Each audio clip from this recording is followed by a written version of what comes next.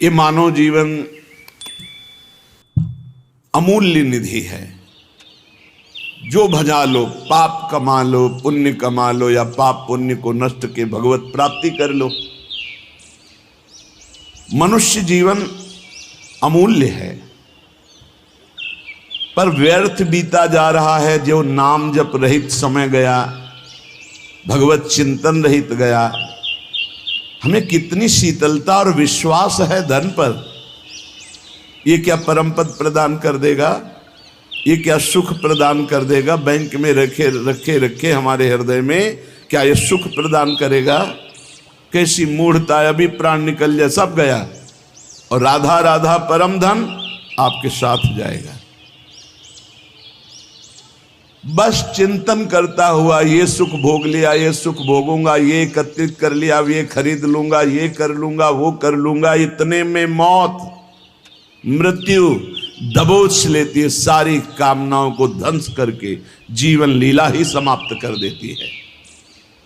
जब तक मृत्यु तुम्हें दबोच ना ले तब तक कुछ कर सकते हो। भजन कर लो, नाम जप करते हुए अपने कर्तव्य कर्म का पालन करो। जिस धन मान परिवार विद्या यश और प्रभाव के भरोसे तुम गर्भ में प्रियालाल को भूल रहे हो, धन मान ध्यान रखना। कई बार ये शब्द कहा है, अगर याद हो, भय और प्रलोभन इस मार्ग में दोनों भेजे जाते हैं। मायावी लोगों का संग होता है। धन मान परिवार विद्या यश प्रभुत्व, इसके गर्भ में आकर, इसके भरोसे में आकर जो तुम प्रभु को भूल रहे हो, अहंकार से फूल रहे हो, तुम्हारी जरा भी मदद ये न धन कर पाएंगे, न विद्या, न यश, न मान, न प्रभुत्व और न मायावी लोग। हाथ मलते रह जाओगे, कुछ हाथ नहीं लगेगा।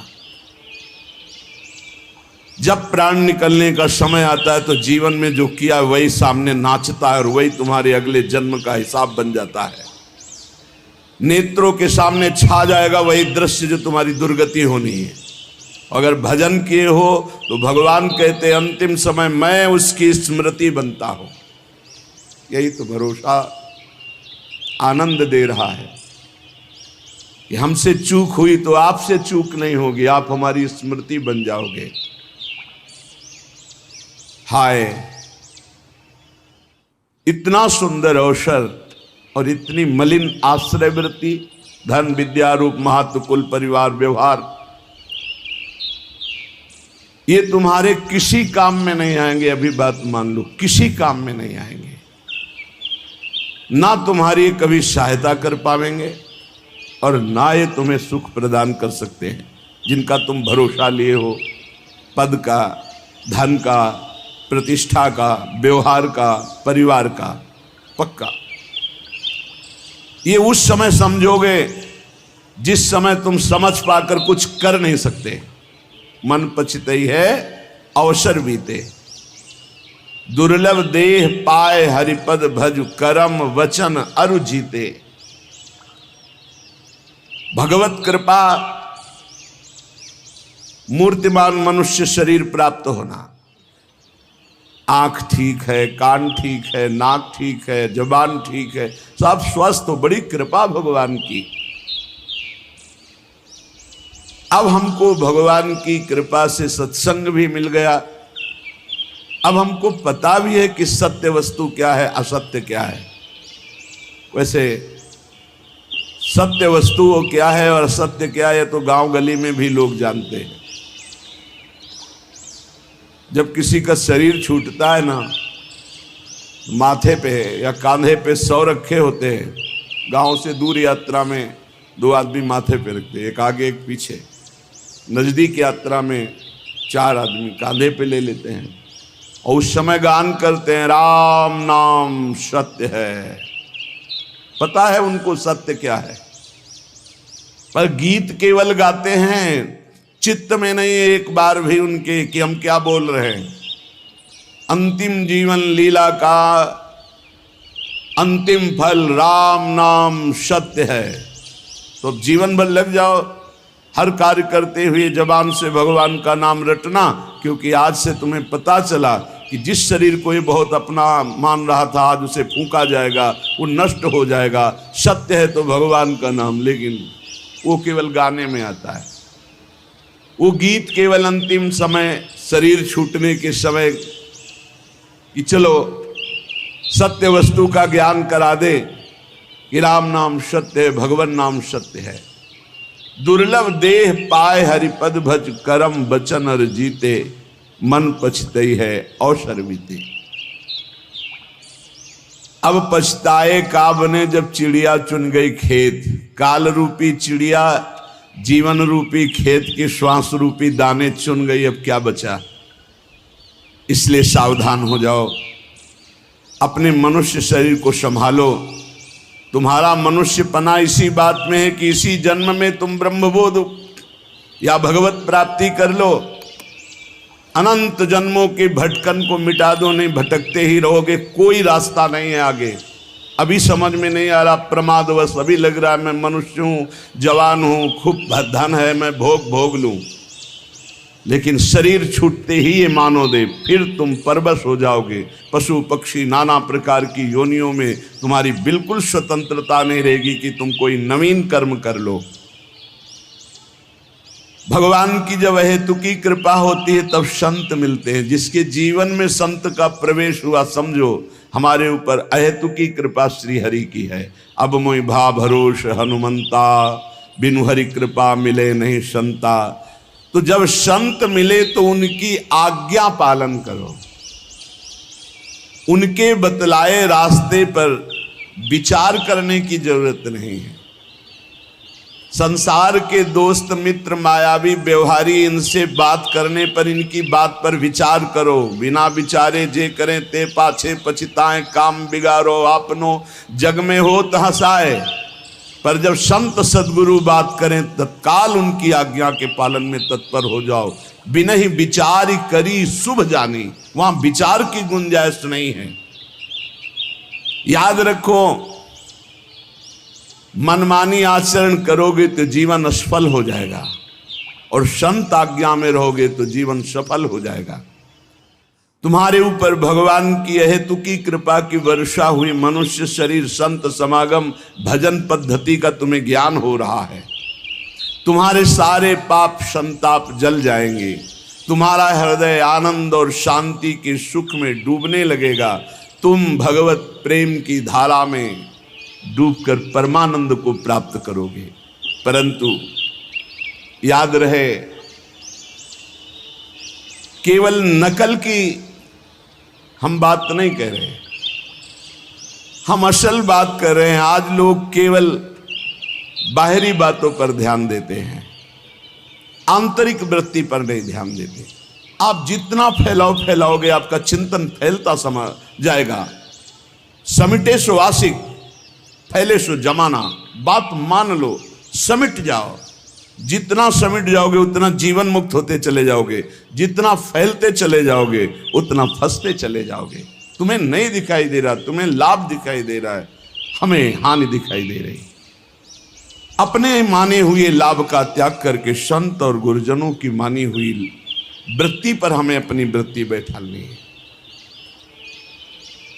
जो लोग संतों के प्रति आकर्षित होते हैं, आकर्षण, एक माया का आकर्षण, एक स्त्री पुरुष का आकर्षण, एक खान पान का आकर्षण, एक नाना प्रकार के पद प्रतिष्ठा का आकर्षण, पर जो संतों पर आकर्षित करते हैं वो भगवान के बड़े कृपा पात्र जन होते हैं, जो संतों से आकर्षित है। जैसे संसार में किए हुए आकर्षण आसक्ति दुर्गति का कारण है, पर वही आकर्षण आसक्ति यदि संत महापुरुषों से हो जाए तो मोक्ष का खुला हुआ द्वार भगवान कपिल देव जी कहते हैं। संतों के संग से अपनी मान प्रतिष्ठा, पूजा, बाहरी संबंध, संतों के प्रभाव से आई हुई भोग सामग्री, इसके भोग करने में न लग जाए। बड़ा सूक्ष्म विषय है, इसीलिए कह रहे हैं सावधान। संत आकर्षण हुआ, बड़ी कृपा हुई भगवान की। तो संतों के पास जब भजन वो करते हैं तो मान प्रतिष्ठा मिलती है, रुपया पैसा मिलता है, भोग सामग्री मिलती। ये गुरु कृपा नहीं है, ये तो जीवन अर्पित किए हैं, तो इन किन प्रकार जैसे रखें वैसे जीवन जी रहे हैं। हमारी गुरु की आंतरिक संपत्ति पर नजर होनी चाहिए। आंतरिक संपत्ति है प्रियालाल, सतत प्रियालाल का चिंतन, बहुत मस्त जीवन हो जाएगा। अगर बाहरी बातों को आप पकड़ोगे, मान पूजा प्रतिष्ठा नमस्कार रुपया पैसा, तो मोहग्रस्त हो जाओगे, अज्ञानग्रस्त हो जाओगे। क्या बिना भजन किए विभूतियां प्रकाशित हो जाएंगी क्या तुम्हारे अंदर, वैभव भगवान का?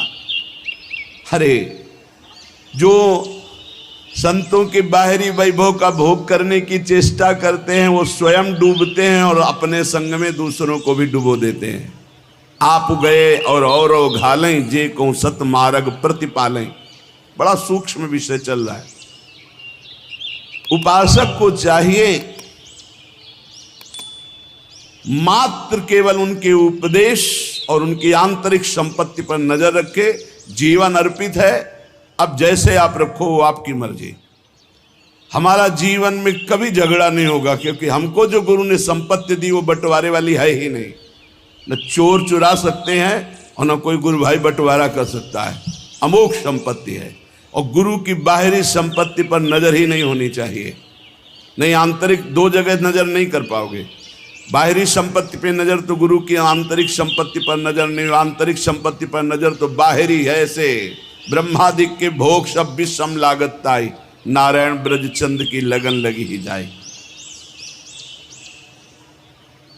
कुछ लोग तो अनेक जन्मों में भ्रमण करते हुए ध्येय की प्राप्ति के लिए हमें भगवान ने मानव जन्म दिया। हमें अपनी इंद्रियों को संयम में रख करके सत्संग, स्वाध्याय, सेवा, सुमिरन, इसमें डूबना है।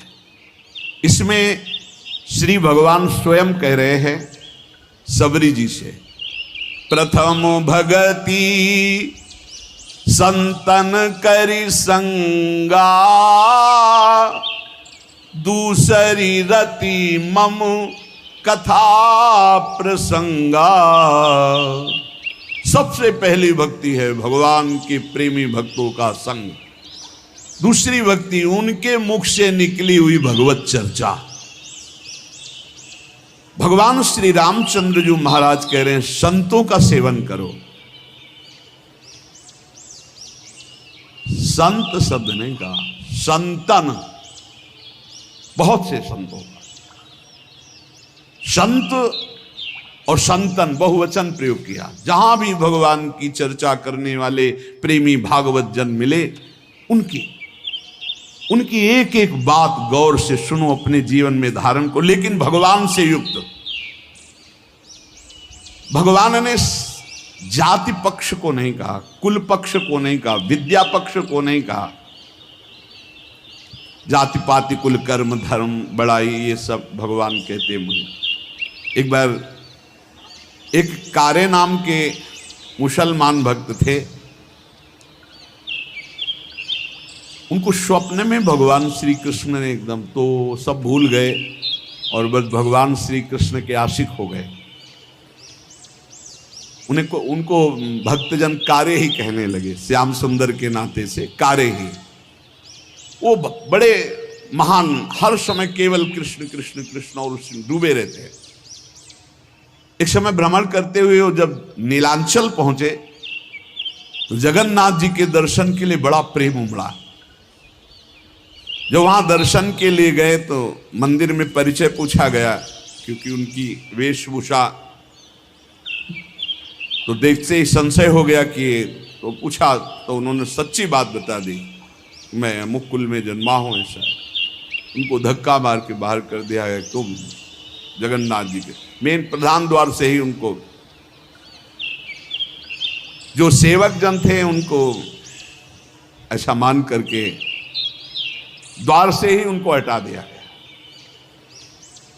और वो बहुत अंदर ही अंदर लड़े, हम तो जानते भी नहीं थे आपको, आपने ही आकर स्वप्न में परिचय दिया, मेरे चित्त को चुराया, अपना दास बनाया और आपने उत्साह पैदा किया कि चलो मेरे दर्शन करने, तो नीलांचल दर्शन कर। फिर ऐसा क्यों धक्का दिलवा दिया, द्वार पर से हटा दिया?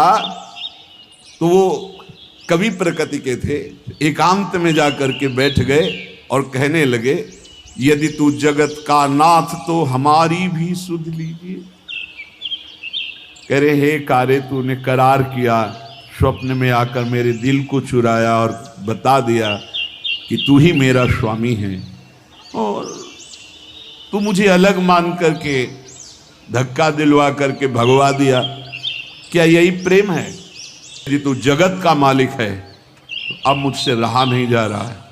आपने हमारे को अपने दरबार से भगवा दिया। यदि तू सर्वलोक महेश्वर, सबका मालिक है, तो फिर अब देर मत कर। भक्ति हितकारी भगवान से नहीं रह गया, उन्होंने तुरंत भोग की थाल ली और समुद्र के किनारे बैठे हुए कार्य के पास गए। बहुत सुंदर जगन्नाथ जी हैं, ये तो प्रेम विकल रूप इनका है तो अनंत कामदेवों को मोहित करने वाले भगवान श्री कृष्ण ही, ये तो प्रेम विकल। पीछे से आवाज दे, कारे, पीछे मुड़ के देवी देखा, अपने हाथ से भगवान ने भोग पवाया। यहां कह रहे कि भगवान किसी जाति पक्ष को, कुल धर्म को, ये सब नहीं देखते, केवल प्रेम धर्म को देखते हैं। इसलिए किसी भी मत का कोई भी भक्त हो, कभी किसी भक्त का अपमान किसी जाति पक्ष या किसी धर्म पक्ष को लेकर नहीं करना चाहिए। जब कोई श्री भगवान के मार्ग में चलता है तो सिर्फ श्री भगवान का होता, ये बात मानना चाहिए। हरि का भजे सो हरि का होए, जाति पाति पूछे नहीं कोई, ये भक्ति सिद्धांत की बात है। अहो वत्स पचतो गरीयान यज्जिभ्यागे वर्तते नाम तुभ्यम। जब भगवान का कोई प्रसाद तुम्हें पवाने की बात करे तो कभी ये मत कहना कि अच्छा बना है। ये संतों के वचन हैं, बाबा रामदास जी महाराज करेंगे, उनके ही वचन। जब तुम्हें कोई भगवत प्रसाद दे तो कभी मत कहना कि बहुत अच्छा बना है, क्योंकि अच्छापन तो ठाकुर जी ने पाया है, हम तो प्रसाद पा रहे हैं। कैसा है? बहुत प्रसाद मंगल में मृदु स्वादिष्ट, क्योंकि प्रियालाल ने पाया, अच्छा बना है। नहीं, नमक कम है या नमक ज्यादा है या कैसा, इस तरह का व्यवहार करने से प्रसाद में अपराध बुद्धि हो जाएगी। अच्छा बना है ये ठाकुर जी जाने, भोग लग चुका है, सिर्फ प्रसाद है और अमृत है, उसकी हम प्रशंसा क्या करें जिसको श्री ठाकुर जी ने पाया है, और उसमें हम कमी क्या निकालें जिसको श्री ठाकुर जी ने पाया है। इसलिए कभी प्रसाद तुम्हारे सामने आवे तो उसमें ये थोड़ा दाल में नमक तो कम है, प्रसाद का प्रभाव नहीं आएगा। प्रसादे सर्व दुखा नाम हानिरस्योपजायते, जैसा है वैसे ही प्रसाद पावना चाहिए, और कभी अच्छी बुरी भावना नहीं करनी चाहिए, कभी पकवान अन्न फलहार की भावना नहीं। प्रसाद सिर्फ प्रसाद है। श्री स्वामी रामदास जी महाराज कह रहे हैं, स्वामी जी महाराज कह रहे, जौलों ठठरी शीश पर तो राम राम है सत्य, मानुष बैठे मसान में तो ज्ञान कथें अलबत, ज्ञान कथें अलबत रहेगा रहा न कोई। आपस में बैठते जब जाते हैं, बोले राम नाम सत्य, वहां बैठते हैं, भैया रो मत, यहाँ किसी को नहीं रहना, सबको जाना, बड़ा ज्ञान बघारते हैं। और नहाए धोए कर घर चले, ऐसे ज्ञान भवगत जौलों ठठरी शीश पर तो राम राम है सत्य। ऐसा ज्ञान किस काम का? आपस में बैठकर ज्ञान की चर्चा की, संसार में सब असत्य है, नाशवान है, रो मत, तो घर गए फिर उसी असत्य में लग गए। इसलिए हमें चाहिए कि ऐसे हम संतों का संग करके उस ज्ञान को व्यर्थ ना करें। बड़ा सूक्ष्म स्वरूप महापुरुषों ने वर्णन किया। आप इतना वर्णन करते हैं कि सब संत कृपा से ही भगवत प्राप्ति होती, ज्ञान की प्राप्ति होती है, तो प्रयत्न फिर किस बात का? बहुत सुंदर महापुरुषों के सामने जो प्रश्न किए गए, संत भाव, कृपा भाव, इसी से भगवत प्राप्ति होती है। फिर प्रयत्न की क्या जरूरत है? यदि प्रयत्न की जरूरत है तो यह क्यों वर्णन किया जाता है कि भगवत प्राप्ति प्रयत्न से नहीं होती, कृपा से होती है? भगवत कृपा से होती तो सबको भगवत प्राप्ति हो जानी चाहिए, क्योंकि प्रयत्न से होती नहीं है। और प्रयत्न से होती तो फिर भगवत कृपा से होती है, ऐसा कैसे हो सकता है? संत कृपा से होती है, भगवत कृपा से होती है, यही शब्द सुनते चले आ रहे हैं। हमारा प्रयास, हमारे प्रयत्न से भगवत प्राप्ति नहीं होती, ठीक है? तो सबको भगवत प्राप्ति हो जानी चाहिए, क्योंकि संत और भगवान की समान सब पर कृपा होती। फिर प्रयत्न की जरूरत क्या है? फिर यह क्यों कह दिया जाता है कि तुम अधिकारी नहीं हो? अधिकारी अनाधिकारी से क्या मतलब? कृपा तो सबके ऊपर बराबर है, और संत भगवान की कृपा में कोई भेद नहीं होता, इसलिए सबका कल्याण हो जाना चाहिए। तो क्यों नहीं होता? इसका उत्तर यह है कि भगवत प्राप्ति केवल भगवत कृपा, संत कृपा से ही होती है। मोक्ष मूलम गुरु कृपा। पर परमात्मा की कृपा, संत की कृपा सभी पर है, बिल्कुल सत्य समझो। पर तीव्र चाह आपको करनी होगी। तीव्र चाह में जो आपके अंदर व्याकुलता पूर्वक नाम जप है, नाम कीर्तन, ये उन्हीं की कृपा से हो रहा है। आपको चाह सत्संग सुन के करनी होगी, मुमुक्षुता आपको धारण करनी होगी। मुझे भगवत प्राप्ति करनी, ये निश्चय आपको करना होगा। भगवत कृपा, संत कृपा में बड़ी सामर्थ्य है, परंतु भगवत कृपा और संत कृपा को चाहते कितने लोग हैं? ईमानदारी से देख लो। परमात्मा की कृपा, संत की कृपा पर कितने लोग अपने जीवन को अर्पित किए हैं? संत की कृपा, भगवत कृपा पर। कोई एक भक्त हैं जो हर प्रश्न की बात में यही केवल कहते, हम तो कुछ नहीं जानते, बस इतना जानते हैं कि हमारे गुरुदेव हैं, बस हमारे तो सब कुछ गुरुदेव हैं। अब इसी बात पे डटे रहो, तुम्हारा कल्याण हो जाएगा। इस बात से फिसल गए तो तुम्हारे पास कुछ है ही नहीं। जिनका विश्वास है उन्हें प्राप्ति निश्चित होती है। बहुत ही सूक्ष्म विषय है। यदि ये कहा जाए कि परमात्मा की प्राप्ति तो सभी चाहते हैं तो बिल्कुल गलत है। इतने लोग बैठे हैं, परमात्मा की प्राप्ति किसे चाहिए? किसे प्रियालाल चाहिए? हृदय से देखो किसके अंदर चाह है। ऐसी चाह जिसमें कोई भी अन्य चाह ना हो।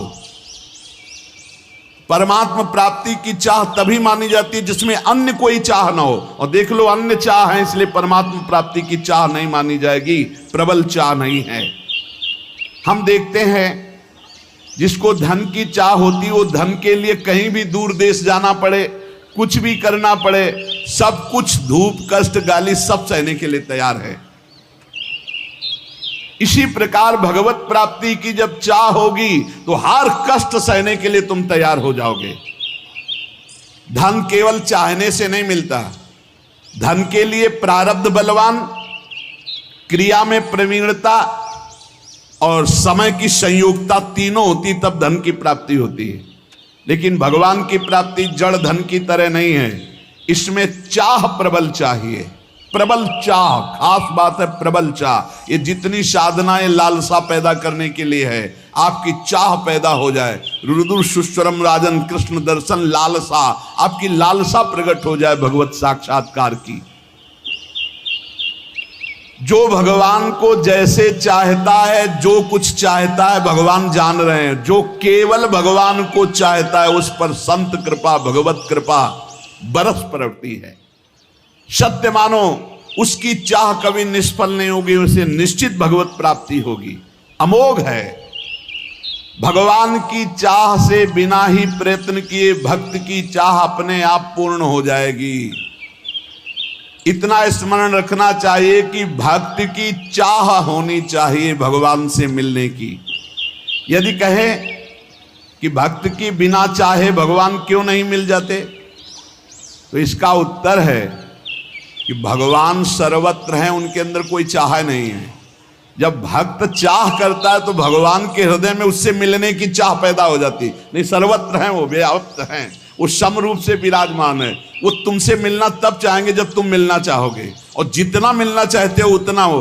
तुम स्त्री रूप में चाहते हो स्त्री रूप में वो हैं, धन रूप में चाहते हो धन रूप, जो चाहोगे वैसे हैं, आज भी तुम्हारे साथ है। और जब इन रूपों का त्याग करके भगवत रूप चाहोगे तो वही चाह आपको जाकी रही भावना जैसी प्रभु मूर्ति देखी तिन तैसी। इस पर शंका होती है कि जब भक्ति की चाह से ही भगवान में चाह होती है तो भगवान की कृपा की प्रधानता हुई कि भक्ति की प्रयत्न की प्रधानता हुई।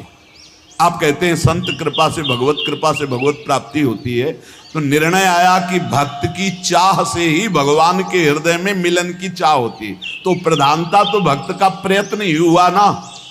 बड़ा सुंदर विवेचन है। इसका उत्तर है कि भगवान को प्राप्त करने की इच्छा मात्र को प्रयत्न नहीं कहा जाता। क्यों? क्योंकि भगवान ने मनुष्य शरीर दिया, भगवान ने संत समागम दिया, संत समागम सुन करके साधन मिला, साधन से आपके अंदर चाह पैदा हुई। ये सब कुछ भगवान की तरफ से आपको मिल रहा है, आप इसमें कहीं नहीं हैं। यदि इसी को प्रयत्न माने तो इतना प्रयत्न तो अवश्य साधक को करना पड़ेगा ही कृपा प्राप्त करने के लिए। भगवान स्वयं साधक को अध्यात्म की ऊंचाई पर चढ़ाने के लिए छोड़ देते हैं। चलो, जैसे अपने छोटे से बच्चे को जब माँ चलना सिखाती है, पहले पकड़ के फिर छोड़ देती है, चलो, वो लड़खड़ाता है तो पकड़ लेती है, पर वो चढ़ाती है। बच्चे को चलना भी वही सिखाती है और मालिश भी वही तेल की करती है, पैरों को पुष्ट भी वही करती, पूरा का पूरा कार्य भगवान कर रहे हैं। पकड़ के सत्संग में लाना, सिखाना, चलाना, अध्यात्म की ऊंचाई तक सब कुछ भगवान कह रहे हैं। जैसे वो माँ बच्चे को ऐसे चलाती है, ऐसे श्री भगवान चला रहे हैं। माँ का प्यार बच्चा भूल सकता है, लेकिन माँ का प्यार सदैव बच्चे के प्रति बढ़ता जाता है। माँ स्वार्थी भी हो सकती है क्योंकि माया जनित उसका प्यार है। भगवान का मायातीत प्यार है, वो हर स्थिति में बढ़ता रहता है। इसलिए इस राष्ट्र को जानने वाला पुरुष भगवान की दया और करुणा पर विश्वास करके अन्य आश्रय कभी नहीं लेता। एक वचन आता है कि राम सिंधु घन सज्जन धीरा, चंदन तरु हरि संत समीरा, मोरे मन प्रभुवश विश्वासा, राम ते अधिक राम कर दासा। भगवान समुद्र हैं तो संत मेघ हैं, भगवान चंदन है तो संत पवन है, वायु है। इसलिए मेरे मन में ऐसा विश्वास आता है कि भगवान से बढ़कर भगवान के भक्त जन हैं। समुद्र जल से परिपूर्ण है, परंतु वो जल किसी काम में नहीं आता, ना कोई उसे पीता है, ना वो खेती सींचने के काम में आता है। लेकिन जब बादल बनकर के बरसता है तो मोर, पपीहा, खेती, पूरे जगत को आनंद की लहर बरसाता है। इसी प्रकार परमात्मा सच्चिदानंद घन समुद्र है, लेकिन संत जन बादल बनकर के उसी समुद्र से, उसी आनंद से आनंद लेकर बरसाते हैं। तभी सबके हृदय में क्षमता, शांति, प्रेम, जितेंद्रियता, बुद्धिमत्ता ये सब बढ़ने लगती है। साधक रूपी मोर, पपीहा ये सब आनंदित हो उठते हैं जब संत रूपी मेघ गरजते और बरसते हैं। उनकी गर्जना, उनकी वर्षा आनंद सिंधु भगवान की वर्षा है। आनंद सिंधु समुद्र से आनंद लेकर वर्षा करना है।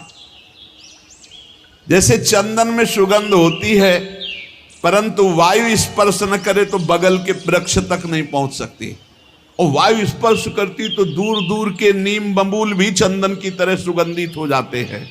ऐसे ही संत जन, भक्त जन, भगवान है चंदन और ये है वायु। ये दूर दूर तक नीम बबूल जैसे स्वभाव वाले दुष्ट जन भी संत वाणी के द्वारा अपने जीवन का परिवर्तन करके महात्मा बन गए, संत बन गए। हिंसक, चोर, व्यभिचारी ये उनकी वाणी के प्रभाव से भगवदानंद का अनुभव करने वाले ब्रह्म ऋषि महात्मा बन गए। संतों की भगवान से ज्यादा बड़ी कृपा होती है। संतों में कभी द्वेष नहीं होता, उनका हृदय ऐसा होता है कि दूसरे को जरा भी दुख के समीप जाते हुए देखकर उनका हृदय कांप उठता है। हे क्यों जा, अच्छा उसको लग रहा है मैं बहुत अच्छे मार्ग में जा रहा हूं, उनको लग रहा है दुख में फंसने जा रहा है। इसलिए संतों की बात कभी कभी कड़वी लगती है। नारद सिख जे सुने नर नारी और अवश्य भवंतज होए भिखारी। देखो, माँ चाहेगी बेटा खाए पिए खूब सोए, पिता चाहेगा इतना वैभव एकत्रित कर दूं किसी का कभी कोई जरूरत, और गुरु चाहेगा कि किसी काम का न रह जाए, न इसे नींद आवे, न इसका पेट भरे, न इसके पास धन का बल हो, न इसके पास जन का बल हो, एक बल हो महाबल केवल भगवान का। बहुत अंतर है, बहुत अंतर है संसार के और गुरुदेव के प्यार में, बहुत अंतर है। वो संसार के हर कट करके एकमात्र भगवान का सहारा, और संसारी जन हर कट करके भगवान के मार्ग से केवल संसार का सहारा। जमीन है, रुपया है, बैंक बैलेंस है, रिश्तेदार है, नातेदार है, खूब मौत से खाएगा, मौत से खाएगा नहीं, काल खाएगा। काल जैसी तरिवंश प्रपंच बंच सवे काल ब्याल को खायो, या ये जान श्याम श्यामा पद कमल संग शिरनायो। भगवान की दया में साधक में कायरता नहीं आ जाती, ध्यान रखना। अब सब भगवान की दया से हो जाएगा ऐसा नहीं, वो कायर नहीं होता, वो बहुत ही कार्य प्रवीण होता है। जो गुरुजनों ने सेवा, जो भजन, जो उसमें लगा है, पर भरोसा भगवान की कृपा का है कि भगवान की कृपा से नाम जप हो रहा है, भगवान की कृपा से वृंदावन वास हो रहा है, भगवत कृपा से संत समागम, भगवत कृपा से हमसे साधन भजन बन रहा है।